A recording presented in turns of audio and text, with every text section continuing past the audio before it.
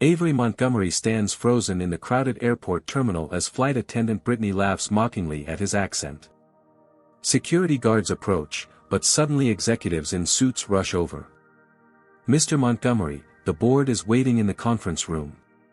Brittany's face drains of color as she realizes who he is. Before we dive deeper into this shocking story, let me know where you're watching from in the comments. Hit that like button and subscribe if you've ever witnessed someone being underestimated because of how they speak. The airport world is about to be turned upside down, and you won't believe what happens next. Avery Montgomery never expected to own an airport. Growing up in rural Georgia with his grandmother after losing both parents in a car accident at age 8, his life had been defined by overcoming obstacles. His childhood home had a leaky roof, unreliable electricity, and was heated by a wood stove in winter, but it was filled with love and determination. "You're twice as smart as any of them, so you'll have to work twice as hard to be seen half as good," his grandmother Eliza would tell him. This wasn't pessimism, it was preparation for a world that would judge him before he opened his mouth, and judge him again once he did. His deep southern accent, with its melodic drawl and distinctive rhythm, was as much a part of him as his brilliant mind and unwavering perseverance. At 38, Avery had built Montgomery Aviation Consulting into an industry powerhouse through sheer brilliance, grit, and strategic vision. His company specialized in turning around failing airports and aviation businesses, earning him the nickname, the Aviation Alchemist, for his ability to transform operational lead into financial gold. Despite his success, a corner office in Atlanta's tallest building, a net worth exceeding $500 million, and recognition in every major business publication, he still encountered the same prejudice that had followed him since childhood. Just last month, he'd closed the deal of his career, purchasing the struggling Westfield Regional Airport for $750 million. The mid-sized airport serving a population of 2 million had been mismanaged for years, hemorrhaging money and losing carriers to competing airports in neighboring states. When Avery's team analyzed the books, they found a goldmine of opportunity hidden beneath layers of inefficiency and outdated practices. Today marked his first visit as owner, but he'd made a characteristic decision: fly commercial into his new airport rather than take his private jet. "I need to experience what our customers experience," he told his COO, Marcus Johnson, who thought the idea was unnecessary. But that was Avery, always thinking from multiple perspectives, always putting himself in others' shoes. What he hadn't anticipated was Brittany Collins, the 29-year-old senior flight attendant on Flight 1876. Born into a wealthy Connecticut family, Brittany had never wanted for anything. Her father was a retired airline executive who'd pulled strings to get her the coveted position after she'd grown bored with her marketing degree. 5 years in, she'd developed a reputation among her colleagues for her efficiency, her immaculate appearance, and her thinly veiled disdain for passengers she deemed beneath her. Flight attendants of color had noticed how Brittany would check and double-check their tickets if they were seated in first class. Others had observed her mocking accents when passengers with limited English requested assistance. Small complaints had been filed, but nothing ever stuck to Brittany Collins, whose father's name still carried weight in certain circles. If Avery had known this history, perhaps he would have taken his private jet after all. But he didn't believe in special treatment, a value instilled by his grandmother who'd raised him on a housekeeper's salary after his parents died. "No matter how high you fly, Avery," she'd tell him as she ironed his only good shirt for school, "keep your feet planted firmly on the ground where real folks walk. Money changes addresses, not character." Her words echoed in his mind as he prepared for this trip. Eliza Montgomery had passed away 3 years ago, just long enough to see her grandson build his company but not long enough to witness his greatest achievement. On her deathbed, he'd made her a promise: "I'll always stay humble, Grandma, no matter what." Meanwhile, at Westfield Regional Airport, the board of directors was nervously awaiting their new owner's arrival. Some, like Operations Director Dominic Parker, were excited about the fresh perspective and investment Avery would bring. Others, particularly board member James Sullivan, harbored deep reservations about the airport being owned by a black man, though he carefully couched his concerns in terms of experience and cultural fit. "He's a consultant, not an operator," Sullivan had argued in a closed-door meeting the previous day. Theory is different from practice. And frankly, I'm concerned about how our more traditional clients will respond to the change in ownership. What Sullivan really meant was that the predominantly white business travelers who generated the most revenue might be uncomfortable with a black owner, especially one with a thick Southern accent that many Northerners unconsciously associated with lack of education. Little did they know that Avery Montgomery had encountered this prejudice his entire life. From his first-grade teacher who expressed surprise at his reading ability, to the Harvard admissions officer who'd asked if he was sure he'd applied to the right school, to the bankers who'd initially refused to fund his first business venture despite his impeccable business plan. And little did Brittany Collins know that the man boarding her flight today, the one whose accent she would mock and whose presence in first class she would question, was about to change the trajectory of her career and her life in ways she couldn't begin to imagine. The boarding process for Flight 1876 from Atlanta to Westfield was running 15 minutes behind schedule when Avery Montgomery stepped onto the jet bridge. Dressed in a charcoal gray suit that had been tailored to fit his athletic frame perfectly, he could have easily been mistaken for a professional athlete rather than a business mogul. He carried a leather messenger bag containing his laptop and the final documents for the airport acquisition, which he planned to review during the flight. Brittany Collins stood at the aircraft door, greeting passengers with a practiced smile that didn't quite reach her eyes. Her blonde hair was pulled back in a regulation bun, her makeup flawless, her navy uniform pressed to perfection. "Good morning," she said automatically as Avery approached. Her eyes flicked down to the boarding pass on his phone, noting the seat assignment, 2A, first class. A barely perceptible frown crossed her features. Avery noticed it immediately. He'd grown sensitive to these micro-expressions over years of business negotiations and encounters with prejudice. "Good morning, ma'am," he replied with genuine warmth, his Georgia accent prominent but his diction precise. "Looking forward to a smooth flight today." Brittany's smile tightened. "Sir, this is first-class boarding," she said, emphasizing each word slightly as if speaking to someone who might have difficulty understanding. Avery held up his phone. "Yes, ma'am. Seat 2A. She glanced at the boarding pass again, then at him, surprise briefly registering on her face before she gestured him through with slightly less enthusiasm than she'd shown to the white passengers before him. As Avery made his way down the aisle, he was engaged in an important phone call with his legal team, discussing last-minute details about the airport acquisition. "Now, William, I need you to ensure those environmental impact assessments are thoroughly reviewed before we sign off on any terminal expansion plans," he was saying as he reached his seat. He gestured to his carry-on bag and mouthed, "Help please," to Brittany, who was now in the cabin assisting other first-class passengers with genuine enthusiasm. She pretended not to see him.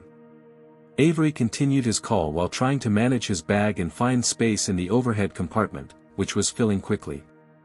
"Excuse me," he said, covering the phone briefly. "Would you mind giving me a hand with this bag? I'm trying to finish this call." Brittany turned to him with obvious reluctance. "Sir, if you can't handle your own luggage, perhaps you should check it next time," she said loudly enough for nearby passengers to hear. An older white man across the aisle chuckled. A woman 2 rows back looked uncomfortable. "I'm happy to wait," Avery said politely, still holding the phone. "Just didn't want to hold up the boarding process." "Well, we are running behind," Brittany replied with exaggerated patience.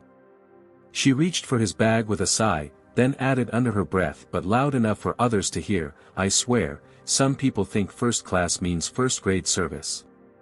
As she lifted his bag, she turned to another flight attendant and mimicked his accent, "Well, I am just trying to finish my call, y'all." The other flight attendant, a younger woman named Melissa, looked mortified but didn't say anything. Avery pretended not to hear as he continued his call, but the businessman inside him took mental notes. This wasn't just poor customer service, it was blatant discrimination. From the cockpit, First Officer Terrence Williams had witnessed the exchange. A 15-year veteran pilot who had experienced his share of discrimination in the overwhelmingly white male cockpit culture, Terrence recognized Avery Montgomery immediately. He had read about the airport acquisition in Aviation Weekly and had followed Montgomery's career as one of the few black executives in the industry. He wanted to say something but knew from experience that confronting such behavior often led to being labeled as difficult or pulling the race card. Throughout the flight, the pattern continued. When the beverage service began, Brittany served every first-class passenger personally, except Avery, whose order she delegated to Melissa. When Avery's tray table had a minor issue, Brittany told him perhaps economy would be more his speed on his next flight. When he asked for a pen to sign some documents, she tossed one onto his tray rather than handing it to him as she'd done for others. Each time, Avery responded with calm dignity, never rising to the bait, but documenting everything discreetly on his phone. He'd learned long ago that maintaining composure in the face of prejudice was both a practical strategy and a personal victory. They expect anger, his grandmother had taught him. Surprise them with excellence and dignity instead.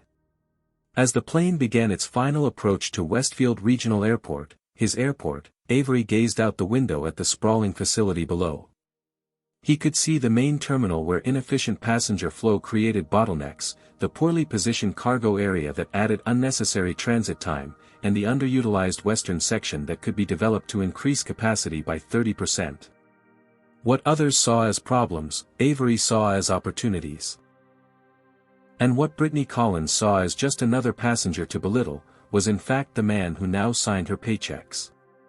The plane touched down on runway 27 at precisely 11:42 a.m. As passengers prepared to disembark, Brittany made one final announcement, thanking everyone for flying with them today.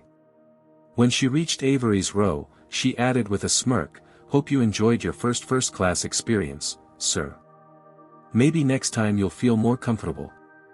Avery simply smiled and responded, "I suspect things will be different next time. You have yourself a blessed day now." He had no idea how prophetic those words would prove to be. The jet bridge connected to the aircraft with a mechanical thunk as passengers gathered their belongings. Avery waited patiently, observing how Brittany continued to fawn over the white first-class passengers while barely acknowledging him as he prepared to exit. "Thank you for flying with us today, Mr. Kensington. We hope to see you again soon," she said warmly to the elderly man across the aisle who had chuckled at her earlier mockery. When Avery passed, she merely gave a tight-lipped nod, already turning her attention to the passenger behind him.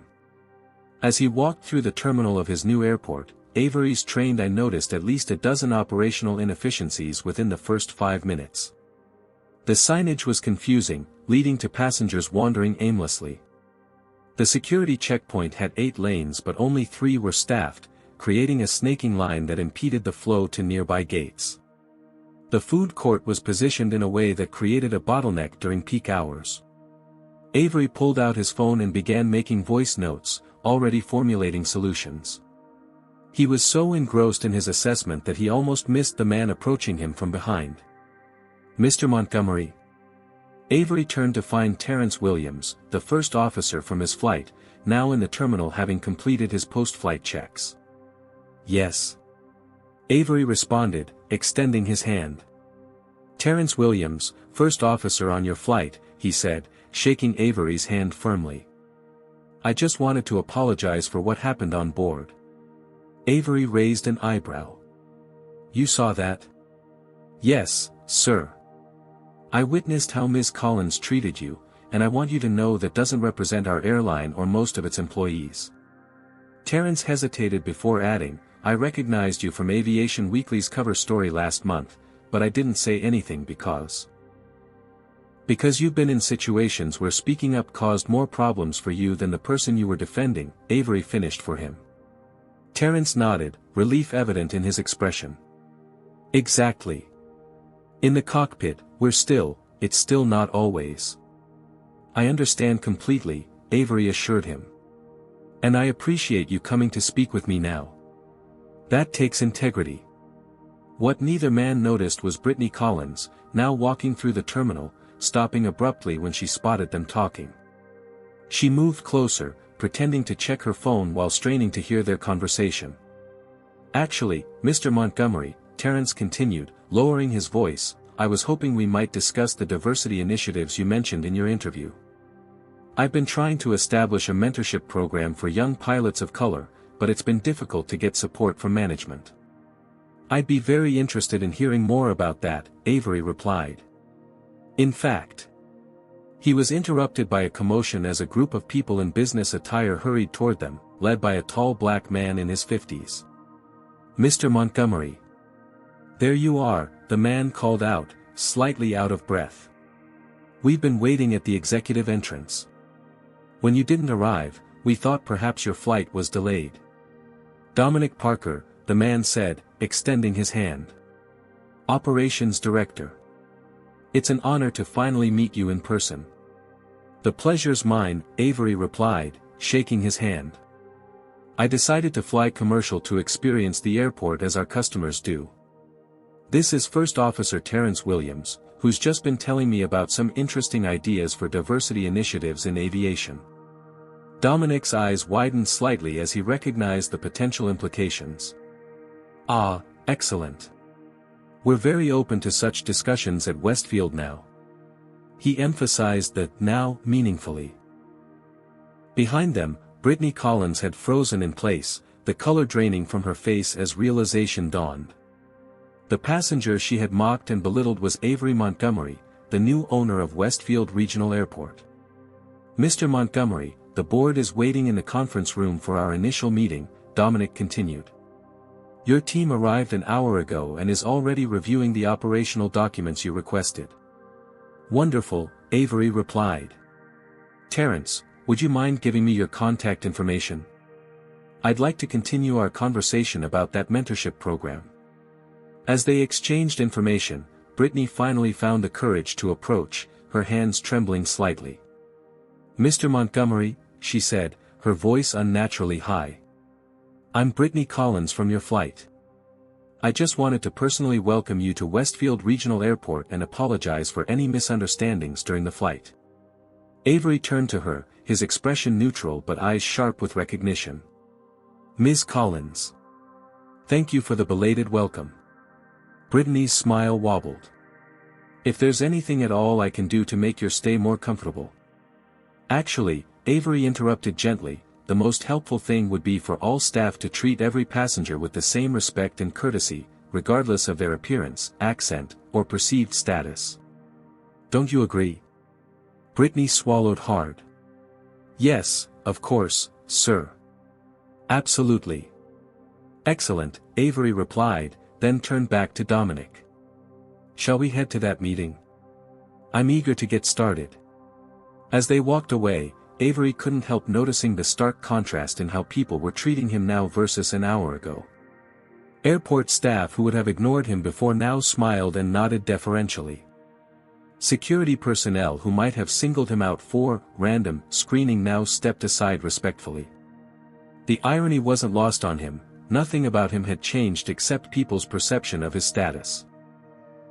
It was the same dynamic he'd observed his entire life, just more pronounced in this environment where his ownership was now known. In the background, Brittany Collins was frantically dialing her supervisor, Marion Reynolds. Marion, I need your help, she whispered urgently. I think I just made the biggest mistake of my career. Brittany Collins paced frantically in the staff break room, her perfectly manicured nails digging into her palms. The gravity of her situation was sinking in with each passing minute. She had publicly mocked and humiliated Avery Montgomery, billionaire businessman, respected aviation expert, and as of 3 weeks ago, the owner of the very airport where she now stood. Marion, you don't understand, she insisted to her supervisor, who had rushed over after Brittany's panicked call. I didn't just give him bad service. I made fun of his accent. I implied he didn't belong in first class. Other passengers heard me. The first officer heard me. Marion Reynolds, a veteran flight attendant with 27 years of experience, pinched the bridge of her nose. At 55, she'd seen every type of workplace drama imaginable, but this was exceptional even by her standards. What exactly do you want me to do, Brittany? Wave a magic wand and make him forget how you treated him. Marion's voice was tired. This isn't the first complaint about your behavior towards certain passengers. Brittany's eyes widened. What? What are you talking about? Marian sighed heavily and pulled out her tablet. 3 complaints in the last 6 months about discriminatory treatment. 2 from passengers of color who felt you were rude or dismissive, and 1 from a flight attendant who was uncomfortable with comments you made about a Middle Eastern family. Those were misunderstandings. I was just joking. Brittany protested, her voice rising. Were you just joking with Mr. Montgomery too? Marian asked pointedly. Before Brittany could respond, the break room door opened, and Rachel Thompson, the airline's vice president of operations, walked in. Her expression was grave. Brittany, Marian, she acknowledged them tensely. I've just come from an emergency call with corporate. Mr. Montgomery's assistant has requested a formal meeting tomorrow morning regarding an incident on today's flight. Brittany felt the floor tilt beneath her. He's filing a complaint against me? Can he do that? Rachel gave her an incredulous look. Brittany, he owns the airport. His company is one of our biggest corporate clients. And from what I understand, he has video documentation of your behavior. Video? Brittany whispered, remembering how Montgomery had been using his phone throughout the flight. Yes. And apparently, this isn't about a simple customer complaint. He wants to discuss, and I quote, systemic issues of discriminatory behavior and their impact on the customer experience. Marian closed her eyes briefly. So he's not just targeting Brittany. He's looking at our entire operation. Precisely, Rachel confirmed. Which is why I need to know exactly what happened, from beginning to end. No omissions, no excuses. As Brittany recounted the events of the flight, each detail sounding worse as she spoke it aloud, a very different conversation was taking place across the airport. In the executive conference room overlooking the main runway, Avery Montgomery sat with Terrence Williams, discussing the pilot's ideas for increasing diversity in aviation. The problem starts long before hiring, Terrence was explaining.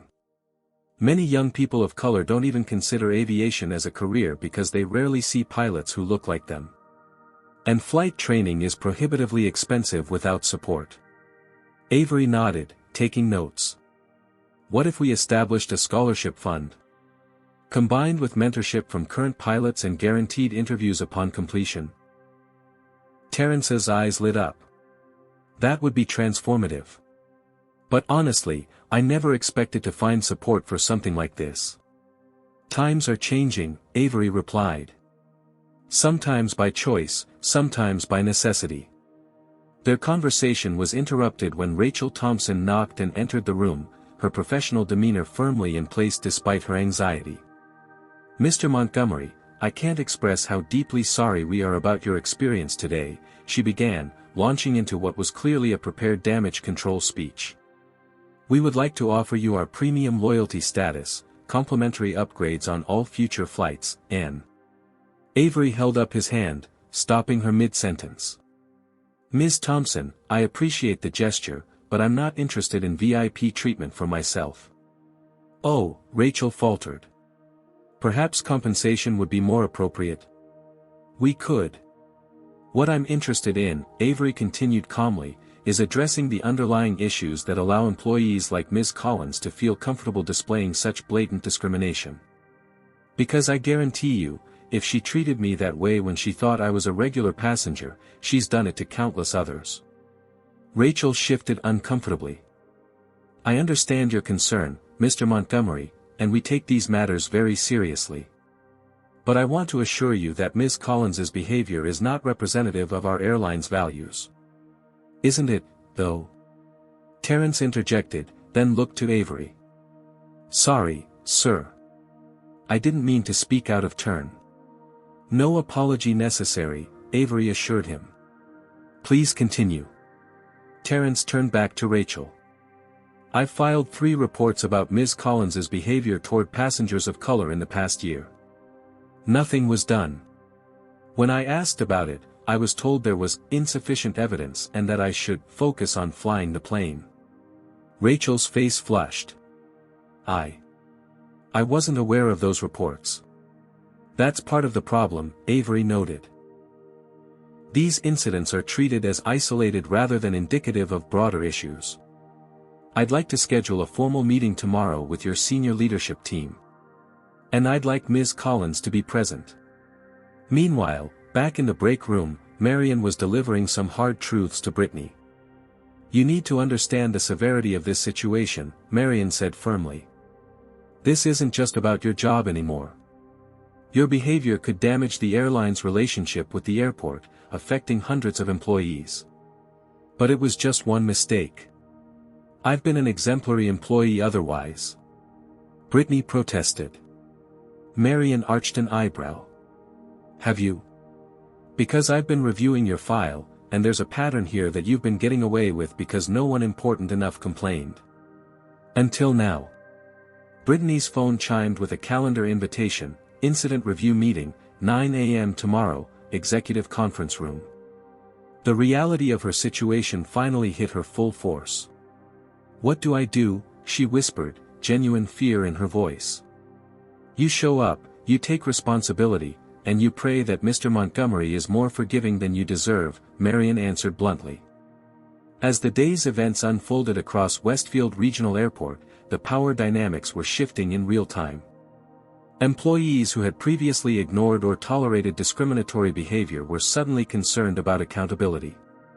Executives who had dismissed diversity initiatives as unnecessary were reconsidering their positions. And Brittany Collins, who had never faced consequences for her actions, was confronting the possibility that her career might be over. What would you do if you were in Avery's position? Would you push for Brittany to be fired immediately, or would you try a different approach? Comment with #FireHer if you think she deserves immediate termination, or #TeachHer if you believe in second chances with accountability. Hit that like button if you've ever had to maintain your dignity in the face of discrimination, and subscribe to see how this confrontation unfolds in tomorrow's meeting. Will Avery seek revenge, or does he have something more constructive in mind? What would you do if someone who disrespected you suddenly discovered you held power over their career? The presidential suite at the Westfield Grand Hotel offered a panoramic view of the airport Avery Montgomery now owned. As night fell, the runway lights created patterns of illumination against the darkness, organized, purposeful, guiding aircraft safely to their destination. If only human interactions could be navigated with such clear signals, Avery thought.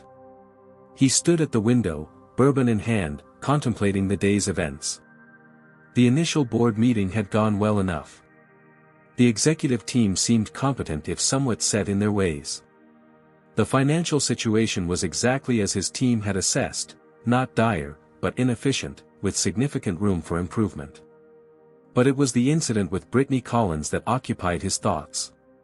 His phone rang, breaking his reflection. The caller ID showed Dr. Elaine Foster, his former professor from Harvard Business School and now his most trusted mentor. Elaine, he answered warmly. I was just thinking I should call you. You must be psychic, came the rich, authoritative voice that had guided him through countless business challenges. I just read about your acquisition finalizing today. Congratulations are in order. Thank you, Avery replied. Though the welcome was less than warm in some quarters. He proceeded to tell her about the incident on the flight, Brittany's mockery, and the subsequent revelation of her past behavior. So now I have a decision to make, he concluded. The airline is clearly expecting me to demand her termination. They've already offered me every VIP perk imaginable to smooth things over. And what do you want? Dr. Foster asked, employing the Socratic method she'd used throughout his education. That's what I've been trying to determine, Avery admitted. Part of me wants to make an example of her. Show that there are consequences for treating people that way. But? Dr. Foster prompted, hearing the hesitation in his voice. But firing her doesn't solve the underlying problem. It just removes one symptom while the disease continues.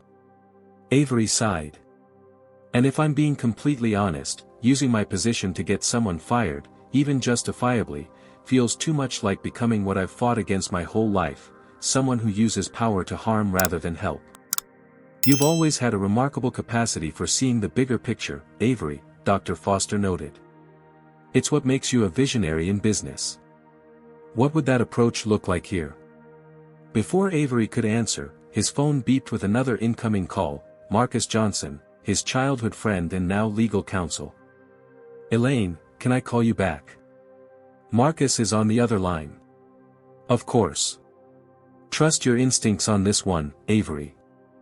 They rarely lead you astray. Avery switched calls. Marcus, thanks for getting back to me. Sorry it took so long, Marcus replied. I was reviewing the employee handbook and anti-discrimination policies for both the airline and the airport. Interesting reading. How so? Avery asked, returning to his seat on the suite's leather sofa. Well, both have beautifully written policies prohibiting exactly the kind of behavior you experienced.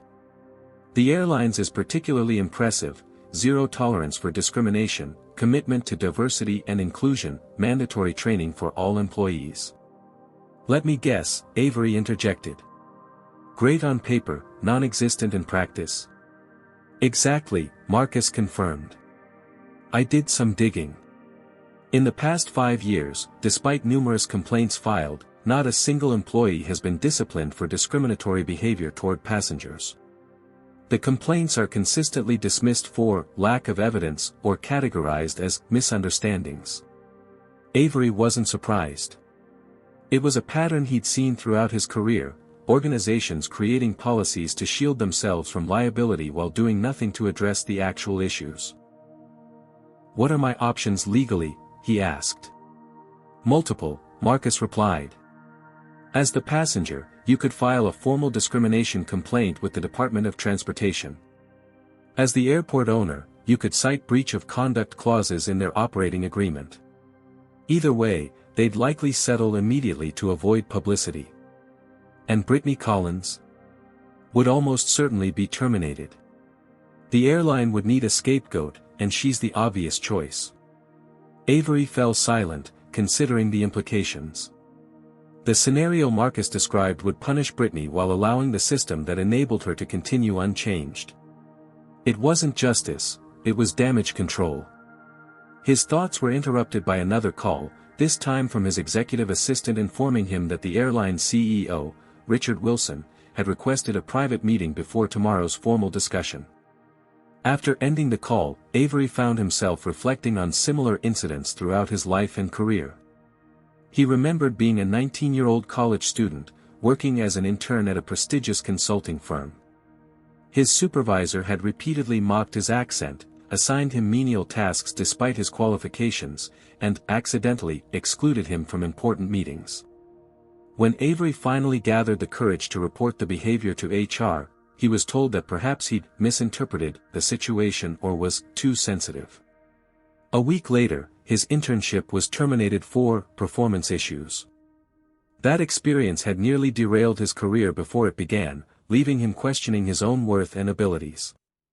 Later, as he built his business, he'd encountered countless subtle and not-so-subtle forms of discrimination, from bankers who required excessive collateral for loans that his white peers received easily, to clients who requested someone else handle their accounts, to social snubs at industry events.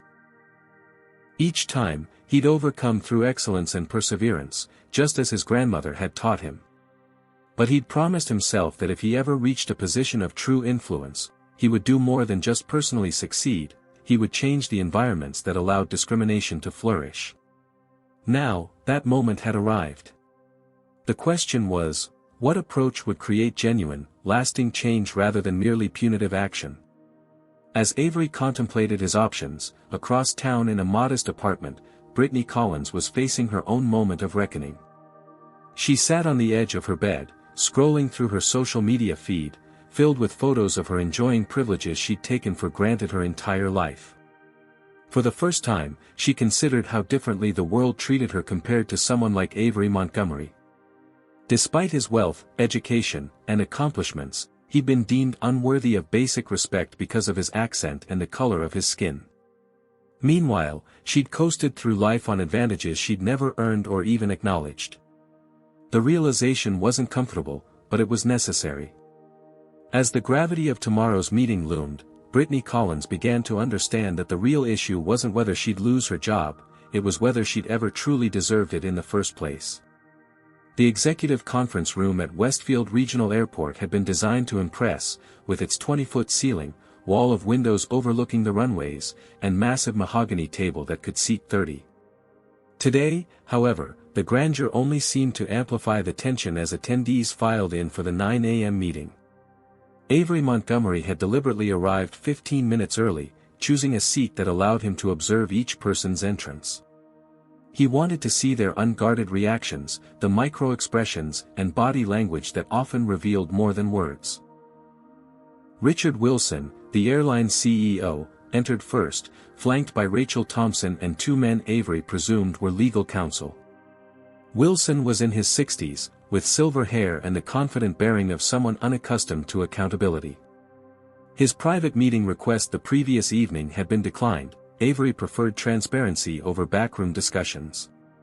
Next came Marion Reynolds, Brittany's supervisor, looking professional but visibly uncomfortable. She was followed by three other airline executives, each carrying tablets and wearing expressions of carefully cultivated neutrality.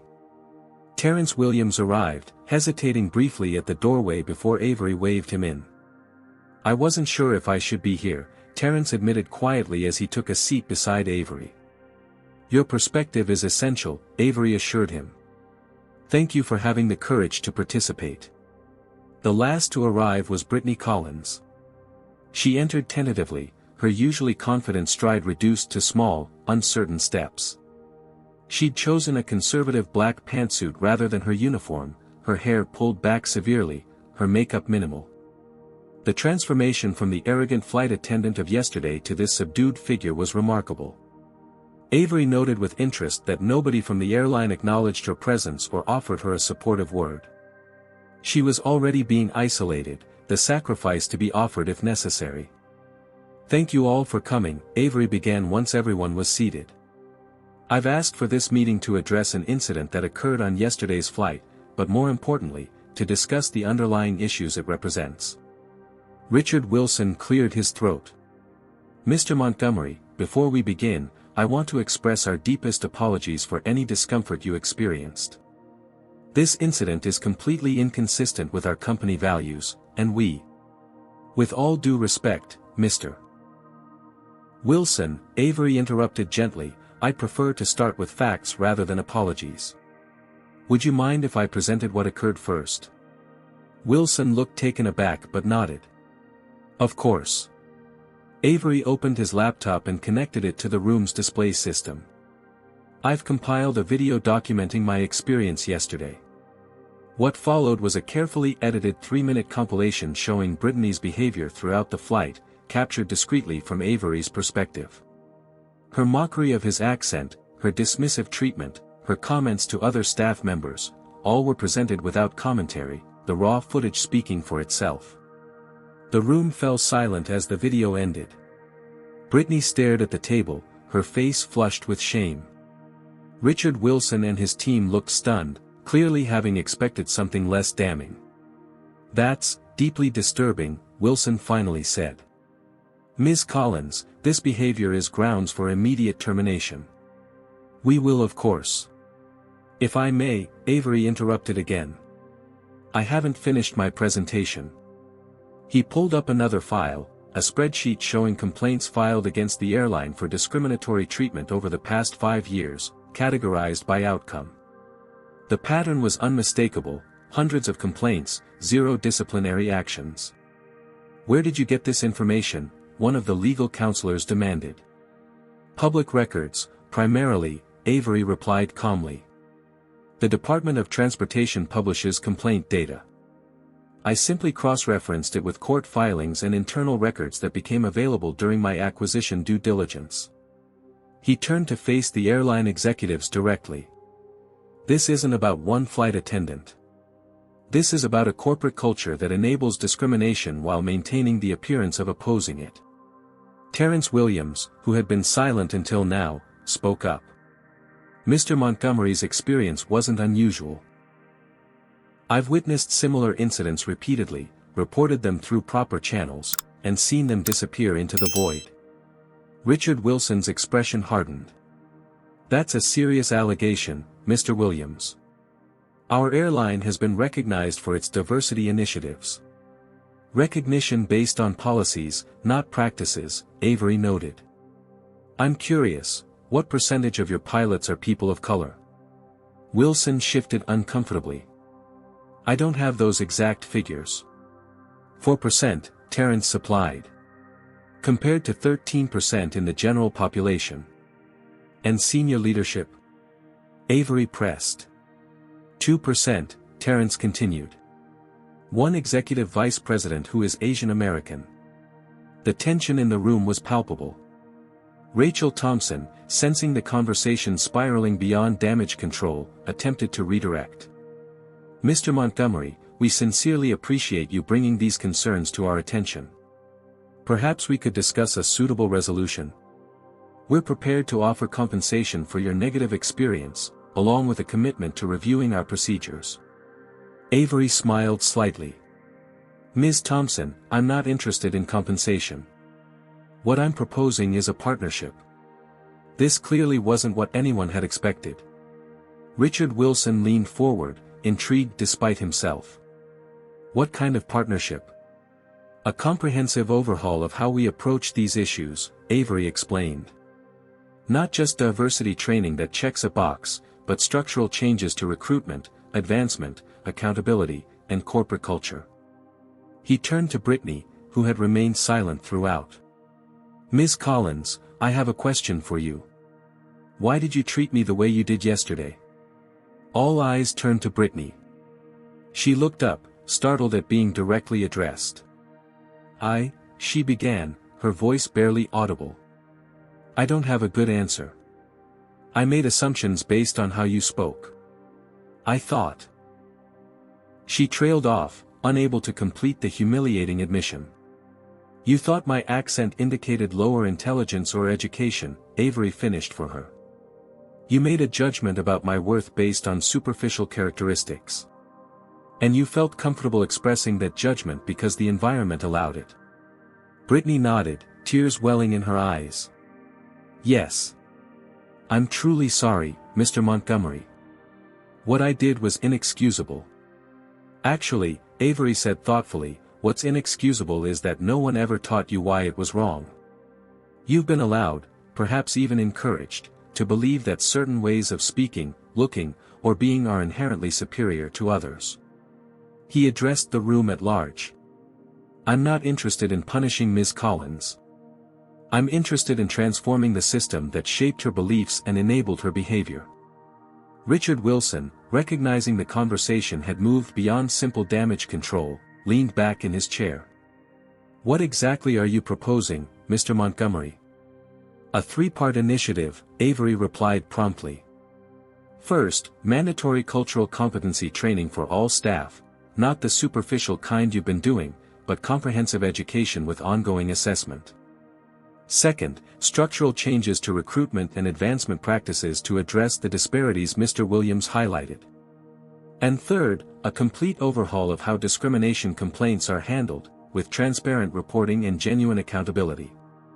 That's ambitious, Wilson said carefully. It's necessary, Avery countered.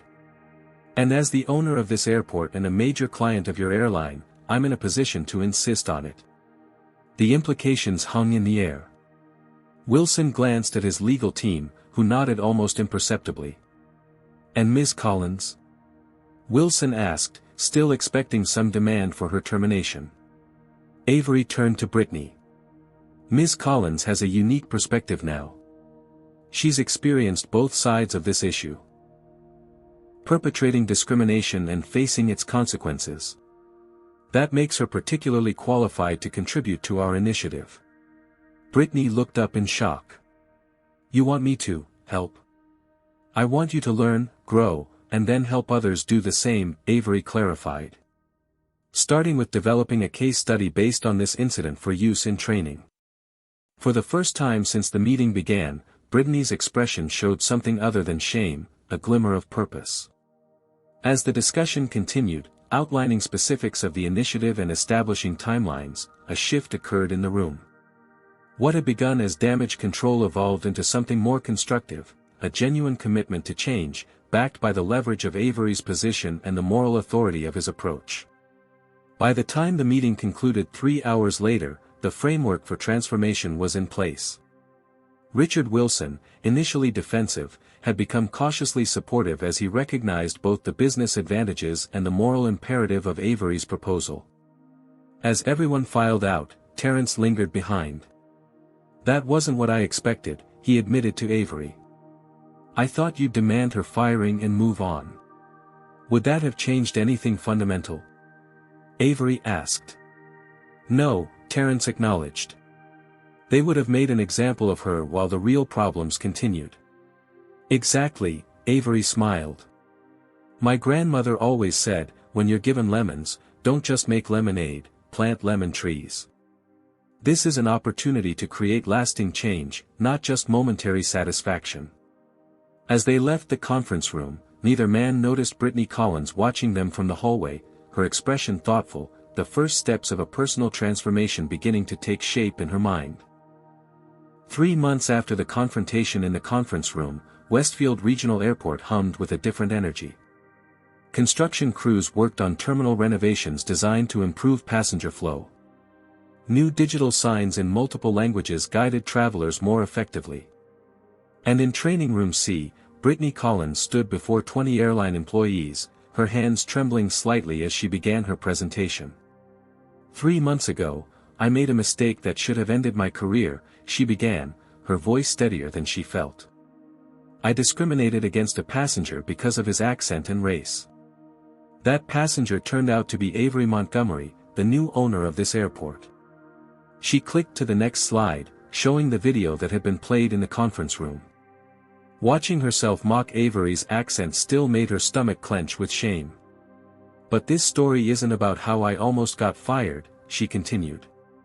"It's about how discrimination hurts real people, damages businesses, and diminishes us all. And it's about how we can do better." From the back of the room, Dr. Jasmine Carter observed with professional interest. As the diversity consultant hired by Avery to oversee the new initiatives, she had been skeptical about Brittany's role in the program. Putting the perpetrator in charge of education seems counterintuitive, she had argued during their initial planning session.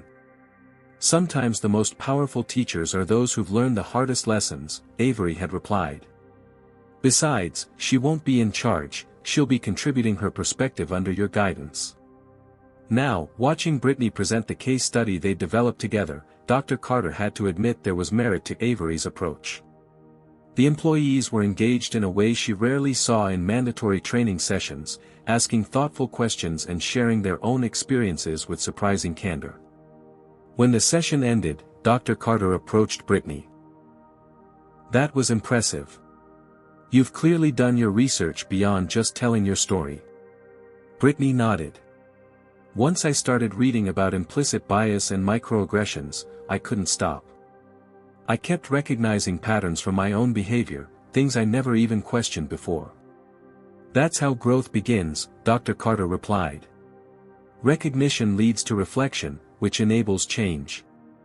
Across the airport in the executive offices, Avery was meeting with Terrence Williams, now promoted to Director of Pilot Recruitment and Diversity Initiatives. They were reviewing applications for the first cohort of the Montgomery Aviation Scholarship Program. "We've received over 300 applications from students of color interested in flight training," Terrence reported, unable to keep the excitement from his voice. "Many of them said they never considered aviation careers until they heard about this program." "How many can we accept for the first cohort?" Avery asked. "With current funding, 25, Terrence replied. "Though I'm hoping we can expand once we demonstrate success." "Make it 50, Avery decided. "I'll cover the additional funding personally until we can secure more corporate sponsors." Terrence blinked in surprise. "That's extremely generous, but..." "It's not generosity, it's investment," Avery corrected him. "Every talented person excluded from this industry represents lost innovation, perspective, and potential. We can't afford to wait. As their meeting concluded, Marion Reynolds arrived for her scheduled appointment. As Brittany's former supervisor, she'd been instrumental in implementing the new complaint handling procedures. "The anonymous reporting system is working better than expected," she reported. "We've received 37 reports in the first month, more than we used to get in a year." "And the response process?" Avery inquired. "Each report is reviewed within 48 hours, with action steps determined within 5 business days," Marion confirmed. "The Oversight Committee ensures nothing gets buried or dismissed without proper investigation." "Any resistance from management?" Avery asked, knowing that changing entrenched systems often met with backlash. Marion hesitated. "Some. Particularly from James Sullivan on your board and a few airline executives who see it as excessive regulation of employee behavior." Avery nodded thoughtfully. He'd expected this. Meaningful change was rarely embraced by everyone, especially those who benefited from the status quo. Not all the changes were formal or structural. Throughout the airport, subtle shifts in culture were becoming evident. Gate agents who previously might have called security on passengers who didn't look like they belonged in first class now checked their assumptions. Flight crews who once ignored or tolerated discriminatory comments now addressed them directly. For Brittany Collins, the transformation was both professional and deeply personal. Each training session she conducted forced her to confront her own biases more honestly. Each conversation with Dr. Carter expanded her understanding of experiences unlike her own. She began to see how her privileged background had shaped her worldview, creating blind spots she'd never recognized. One evening after a particularly challenging training session where several employees had pushed back against the new initiatives, Brittany found herself in the airport food court, exhausted and questioning whether any real change was possible. "Mind if I join you?" a voice asked. She looked up to find Marion standing there with a coffee cup. "Of course," Brittany replied, surprised. Their relationship had been strictly professional since the incident, with Marion maintaining a careful distance. "Tough session today?" Marion asked, sitting down. "How did you know?" "I had the same group last month," Marion chuckled. "Peterson and Davidson are particularly resistant. They've been with the airline 20 years and don't see why they should change now." "Exactly," Brittany sighed. "I don't know if I'm making any difference." Marion studied her former subordinate. "You know, I didn't think you could do this. I thought Mr. Montgomery was making a mistake giving you this opportunity." Brittany winced but nodded. "That's fair. But I was wrong," Marion continued. "You've put in the work, Brittany. Real work. I've watched you study, listen, reflect, and grow. That's more than most people would do in your position." "I had a choice between growth or denial," Brittany replied. "And denial wasn't really an option after seeing myself through others' eyes in that video." Marion nodded slowly. "I've been with this airline almost 30 years. As a black woman, I've experienced my share of discrimination, both subtle and blatant. I learned to keep my head down, do my job, and not make waves." "I never knew," Brittany said quietly. "That was the point," Marion replied. "And that's what's changing now. People are starting to speak up, and more importantly, others are starting to listen." As they continued their conversation, neither woman noticed James Sullivan watching them from across the food court, his expression dark. As a board member who'd vocally opposed Avery's appointment and his subsequent initiatives, Sullivan saw the cultural shift as a threat to his influence and vision for the airport. He pulled out his phone and made a call. "Richard? It's James. We need to talk about Montgomery. Things are getting out of hand, and it's time we took back control."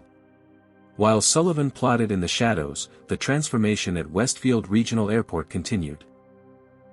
Imperfect and uneven, meeting resistance and setbacks, but steadily reshaping the culture that had allowed discrimination to flourish unchecked for too long. 3 months after implementing the new initiatives, Westfield Regional Airport had achieved remarkable progress.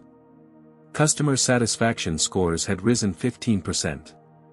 Employee retention had improved, particularly among staff of color.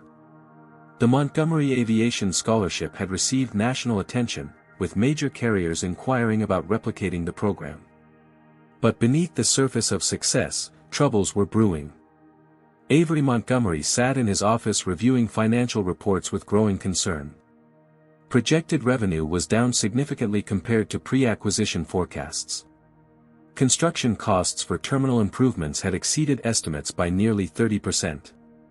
And several key corporate clients had mysteriously reduced their airport usage despite the improved facilities. Something doesn't add up, he muttered to himself. A knock at his door interrupted his thoughts. It was Marcus Johnson, his legal counsel and childhood friend. "Got a minute?" Marcus asked, his expression suggesting the matter was serious. "For you, always," Avery replied, setting aside the financial documents. Marcus closed the door behind him and took a seat. "I've been digging into those financial discrepancies you asked about. There's more going on than simple cost overruns." "I suspected as much," Avery nodded. "What did you find?" "Evidence of systematic financial mismanagement dating back at least 2 years before your acquisition," Marcus explained, opening his laptop to share his findings. "Inflated contracts with specific vendors, unexplained consulting fees to shell companies, and deliberate underreporting of maintenance issues that are now becoming critical." Avery leaned forward, studying the data. "Who had authorization for these expenditures?" "That's where it gets interesting," Marcus replied. "Most were approved by a subcommittee of the board chaired by James Sullivan." The name didn't surprise Avery. Sullivan had been openly skeptical of his leadership from day one, frequently questioning decisions and attempting to undermine initiatives. "I need more evidence before taking this to the full board," Avery decided. "Sullivan has allies who'll defend him without irrefutable proof." "I'll keep digging," Marcus promised. "But there's something else you should know. Sullivan's been meeting privately with Richard Wilson from the airline. My sources say they're planning something significant, possibly an attempt to challenge your control of operations." Avery absorbed this information calmly, though inside his mind was racing through scenarios and potential responses. "Keep me updated on anything you learn. In the meantime, we proceed with our plans." Across town, James Sullivan sat in an upscale steakhouse with Richard Wilson, the airline's CEO who had reluctantly supported Avery's diversity initiatives 3 months earlier. "The numbers speak for themselves," Sullivan was saying, gesturing to a document between them. "Montgomery's social justice crusade is costing us money. Employee productivity is down because they're spending hours in sensitivity training instead of doing their jobs. Corporate clients are uncomfortable with the new, woke, environment. And his renovation plans are financially unsustainable." Wilson nodded thoughtfully, swirling his bourbon. "His scholarship program has generated positive press for the airline. Our board is pleased with the publicity." "Short-term thinking," Sullivan dismissed with a wave. "What happens when those scholarship recipients expect actual jobs? When they demand equal pay and treatment? The costs will far outweigh the PR benefits." "What exactly are you proposing?" Wilson asked directly. "An emergency board meeting to remove Montgomery as CEO," Sullivan replied. "I've already secured support from 4 board members. With the airline's vote, we'd have a majority." Wilson hesitated. "On what grounds?" "Financial mismanagement and failure to fulfill fiduciary duty," Sullivan explained. "The renovation overruns alone provide sufficient cause. We remove him, install interim leadership, and quietly roll back the most costly initiatives while maintaining the appearance of progress." Back at the airport, Brittany Collins was finishing her final training session of the day when she overheard a conversation that made her blood run cold. Walking past a partially open conference room door, she heard Sullivan's unmistakable voice. "Montgomery thinks he can change everything overnight just because he owns the place," Sullivan was saying to someone she couldn't see. "But he'll learn that some of us aren't going to let a southern boy with a fancy degree tell us how to run our airport." We built this place, and we're not about to let it be destroyed by diversity quotas and sensitivity training." The response came from Peterson, one of the resistant employees from her training sessions. "The emergency board meeting is set for Friday then?" "Yes," Sullivan confirmed. "By this time next week, Avery Montgomery will be nothing but an investor with no operational control, and we can get back to running this place properly." Brittany stepped back, heart racing. Her immediate instinct was to distance herself from the situation, to protect her newly secure position and avoid getting involved in executive politics. After all, what did it matter to her who ran the airport? But as she walked away, images flashed through her mind: Avery's calm dignity in the face of her mockery, his unexpected choice to give her a second chance, the genuine changes she'd witnessed in both herself and others through his initiatives. She thought of Terrence Williams, now thriving in his new role, and Dr. Carter's passionate belief that real change was possible with the right leadership. She realized she faced a moral choice that would define who she was becoming. Could she remain silent while Sullivan sabotaged everything they'd built, or would she find the courage to stand up for what was right, even at personal risk? Meanwhile, Terrence Williams was making a discovery of his own. While reviewing historical hiring data for his diversity report, he'd uncovered patterns that went beyond unconscious bias into the territory of deliberate discrimination. "Look at this," he explained to Dr. Carter, showing her his analysis. "When you control for qualifications and experience, candidates with names typically associated with minorities were 87% less likely to receive interviews. This isn't random, it's systematic. And these decisions were made by..." Dr. Carter asked, though she suspected the answer. "The hiring committee chaired by James Sullivan until Mr. Montgomery restructured it last month," Terrence confirmed. "I found similar patterns in promotion decisions, contract awards to minority-owned businesses, and even which employee complaints were addressed versus ignored." "This is explosive," Dr. Carter noted. "Does Avery know?" "Not yet," Terrence replied. "I wanted to verify my analysis before bringing it to him." "You should take this to him immediately," Dr. Carter advised. "Especially given what I've been hearing about Sullivan's behind-the-scenes maneuvering." As these separate threads converged, the stage was being set for a confrontation that would determine not just the future of Westfield Regional Airport, but whether the transformation Avery Montgomery had initiated would take root or be uprooted before it could truly flourish. In his hotel suite that evening, Avery received a surprising message request from Brittany Collins. "Need to speak with you urgently about James Sullivan. Have information about planned board action against you." Minutes later, his phone rang with a call from Terrence. "Mr. Montgomery, I've uncovered evidence of systematic discrimination in hiring practices under Sullivan's leadership. We need to meet as soon as possible." And finally, an email from Marcus, "Found the smoking gun. Sullivan's been deliberately sabotaging financials to create pretext for your removal. Emergency board meeting called for Friday without your knowledge. Call me." As Avery absorbed these developments, he didn't panic or rush to defensive action. Instead, he felt a calm clarity, the same clarity he'd experienced in countless business negotiations when he realized he held cards his opponents didn't know about. Sullivan and his allies had made a critical mistake. They'd assumed Avery's focus on diversity and inclusion meant he lacked the strategic acumen and ruthlessness needed to defeat a boardroom coup. They'd mistaken his compassion for weakness, his inclusivity for naivety. They were about to discover just how wrong they were. Friday morning arrived with a tension that seemed to permeate every corner of Westfield Regional Airport. Employees whispered about the emergency board meeting, speculation running rampant about its purpose and potential outcomes. Few knew the true agenda, a calculated attempt to remove Avery Montgomery from operational control of the airport he owned. The boardroom filled gradually. James Sullivan arrived first, impeccably dressed and radiating confidence as he arranged papers at the head of the table, symbolically taking the position typically reserved for Avery. Richard Wilson and 3 airline executives entered next, followed by board members who had allied with Sullivan. Conspicuously absent was Avery Montgomery himself. "Shouldn't we wait for Montgomery?" asked one board member nervously. Sullivan checked his watch with exaggerated patience.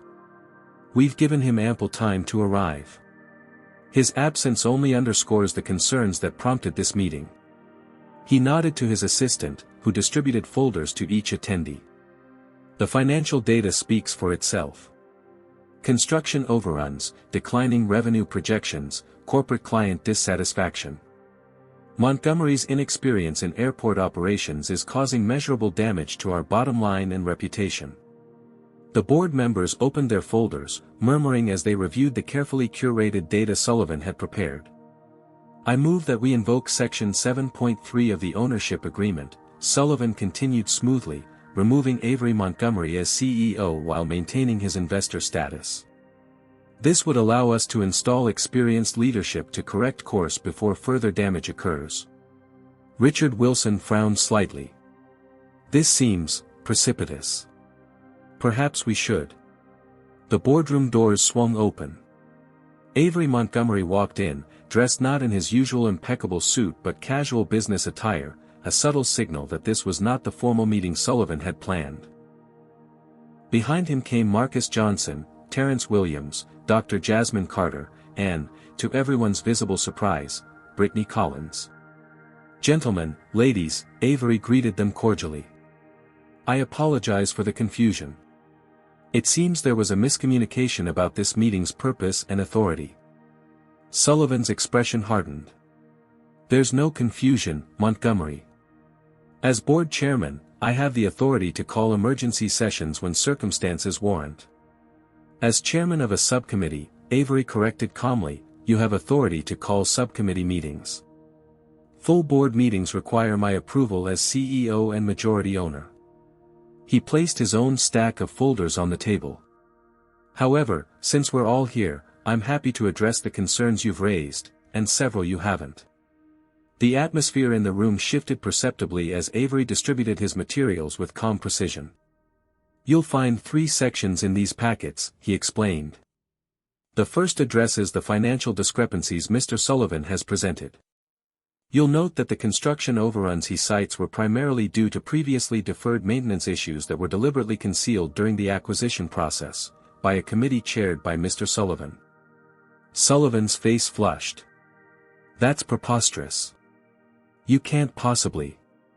The second section, Avery continued as if there had been no interruption, contains evidence of systematic financial mismanagement dating back 3 years. Specifically, inflated contracts with vendors connected to board members, consulting fees paid to shell companies that trace back to relatives of airport executives, and deliberate underreporting of critical infrastructure needs. The board members began flipping through the documents with increasing alarm, several shooting questioning glances at Sullivan. And the third section, Avery concluded, prepared by Mr. Williams and Dr. Carter, documents a pattern of discriminatory practices in hiring, promotion, and vendor selection that exposed this airport to significant legal liability that my initiatives have been systematically addressing. Sullivan slammed his hand on the table. This is a desperate attempt to distract from your own failures. Where's your proof? Brittany Collins stepped forward, placing a flash drive on the table. I recorded you, Mr. Sullivan. In the Sterling conference room 3 days ago, discussing how you planned to remove Mr. Montgomery because you didn't want, and I quote, diversity quotas and sensitivity training ruining your airport. You also mentioned how you and others had been deliberately sabotaging financial metrics to create a pretext for today's action.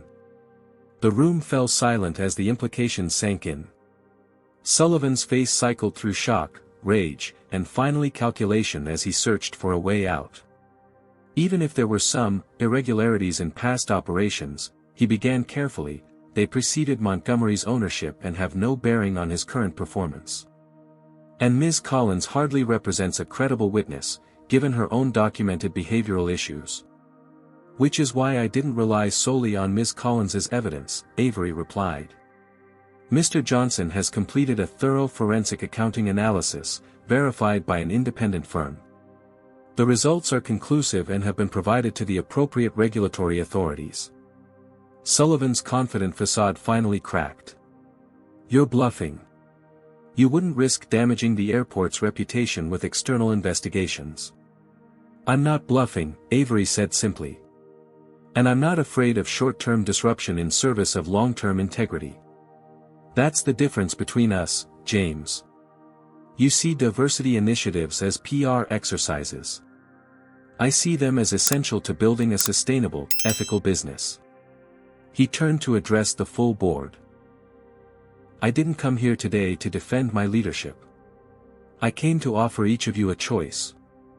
Those who have participated in or knowingly permitted discrimination, financial misconduct, or deliberate sabotage can resign immediately with standard severance packages and without public disclosure of their specific actions. Avery paused, letting the offer sink in. Those who choose to stay will commit to the highest standards of ethical conduct and genuine support for our initiatives. Not just public support, real, measurable action. Richard Wilson, who had been conspicuously silent, finally spoke. And what about the airline's concerns about operational changes affecting our business? I've addressed those in detail on page 17, Avery replied. The data shows that after initial adjustment periods, efficiency has improved by 12%, customer complaints have decreased by 27%, and employee retention has stabilized for the first time in 5 years. He leaned forward slightly. The question isn't whether we can afford these initiatives, Richard. It's whether we can afford not to implement them. The room fell silent as board members exchanged glances, a subtle realignment of allegiances occurring in real time. Sullivan, seeing his support evaporating, made one final attempt. This is still a business, not a social experiment, he argued. Our primary responsibility is to shareholders, not social justice. Those aren't mutually exclusive, Avery countered. The most successful, sustainable businesses understand that ethical practices and inclusive cultures drive long-term performance. What's failed is the zero-sum thinking that says we must choose between doing right and doing well. The debate continued for another hour, but the outcome was inevitable. By meeting's end, 3 board members had submitted resignations, including James Sullivan. Richard Wilson, recognizing both the ethical and business imperatives, had publicly aligned himself with Avery's vision. And the transformation of Westfield Regional Airport had survived its greatest challenge. 1 year later, Avery Montgomery stood on the observation deck overlooking the expanded terminal, now bustling with activity. Westfield Regional had just been named Airport of the Year by the National Aviation Association, specifically cited for its innovative approach to operations, customer experience, and workplace culture. Beside him stood Terrence Williams, whose pilot recruitment program had already brought unprecedented diversity to the cockpit. Dr. Jasmine Carter, whose training programs had been adopted by airports across the country. And Brittany Collins, now heading the airport's employee relations department and frequently speaking at industry conferences about her personal journey and the power of transformed corporate culture. Did you ever imagine we'd be here a year ago? Terrence asked, watching a plane taxi toward the newly expanded international terminal. I hoped, Avery replied. But hope without action is just wishful thinking. It took all of us, working together, to make this real. In the distance, another flight landed, bringing new passengers, new opportunities, and new perspectives to an airport that had learned the true value of embracing them all. #Lessons learned. This story reveals powerful truths about discrimination and transformation. First, real change requires more than just punishing individual acts of prejudice, it demands addressing the systems that enable such behavior. Avery understood that firing Brittany would satisfy immediate justice but missed the opportunity for genuine growth and institutional change. Second, privilege often blinds us to others' experiences until we're forced to confront our biases directly. Brittany's journey from perpetrator to advocate demonstrates how awareness can lead to meaningful personal transformation when combined with accountability and education. Third, true leadership means having the courage to challenge entrenched systems even when it's uncomfortable or unpopular. Avery's approach balanced compassion with strategic vision, understanding that sustainable progress requires both ethical commitment and business acumen. Finally, the story reminds us that discrimination isn't just morally wrong, it's also bad business. By embracing diversity and inclusion as core values rather than PR exercises, Westfield Airport achieved unprecedented success, proving that doing the right thing and doing the profitable thing aren't mutually exclusive. Have you ever been judged unfairly because of your accent, appearance, or background? Or have you caught yourself making assumptions about others based on these surface characteristics? Share your experience in the comments below. What would you have done in Avery's position? Seek immediate justice or create opportunity for growth and change? If this story about overcoming racism and transforming workplace culture resonated with you, please hit that like button and subscribe for more powerful stories that challenge our perspectives. Share this video with someone who needs to hear that change is possible, both personally and systemically. Thank you for joining me on this journey of reflection. Remember that true transformation begins with awareness but only succeeds through consistent action and accountability. Until next time, keep seeing people for who they truly are, not who you assume them to be.